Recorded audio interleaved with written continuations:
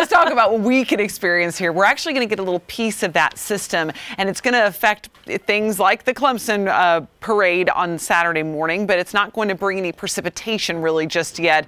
I have a 20% chance of maybe a sprinkle, maybe a sleet pellet, but I really think we're going to be mostly dry for this. The thing that we'll notice the most will be the cloud cover and the chilly conditions. Temperatures will be in the mid 30s to upper 30s across the Clemson area as we get the day started. I think the best time to be outside tomorrow is going to be right around lunchtime before the majority of this precipitation gets here. Upper 30s to low 40s. Yeah, it's going to be cold, but it won't be raining. So it might be a good time to get out with the kids, go grab some lunch before the wet weather and the icy weather for some will arrive. Now, that winter storm watch is right now out for western North Carolina, the eastern part of our counties here, including Rutherford County over toward Buncombe, Henderson County, Yancey and Mitchell County. You're included in that. That's because we could see significant accumulations of snow as well as ice. And we're seeing this purple color. I don't expect much accumulations, but we certainly could see some sleet or freezing rain mixed with rain for a time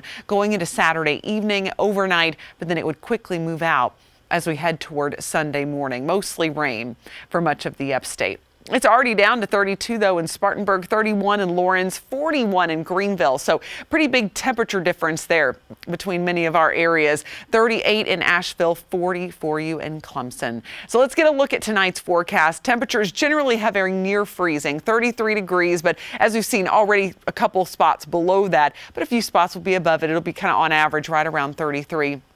In the mountains, 29 degrees with a few flurries possible. A little bit of moisture will be coming in, but I think for the most part, we're going to be staying dry early on. So let's take a look at conditions as we go toward 1 o'clock. Those clouds just loading in there. Temperatures will be in the low 40s. It'll be mostly cloudy through the day around Spartanburg. And I think most of the moisture is going to hold off until we get into the evening. And so we'll begin to see a few showers develop right around 41 degrees. At 8 o'clock. So on the Carolina sky meter, we're going in the middle with a 5. Cloudy, chilly day, but with that precipitation holding off for a little while, we're not going with too bad of a grade. We've got rain pushing through Tennessee, but a lot of this is actually evaporating before it hits the ground. Some of this will try to move into western North Carolina later, but essentially it's so dry here, it's going to take a while for us to see much. Maybe a flurry early tomorrow morning in the mountains, but notice it takes until about 2 p.m. to even see some sprinkles starting to work in. And then there comes the rain as we go towards 7 p.m. Scattered light rain, patches of wintry mix across western North Carolina.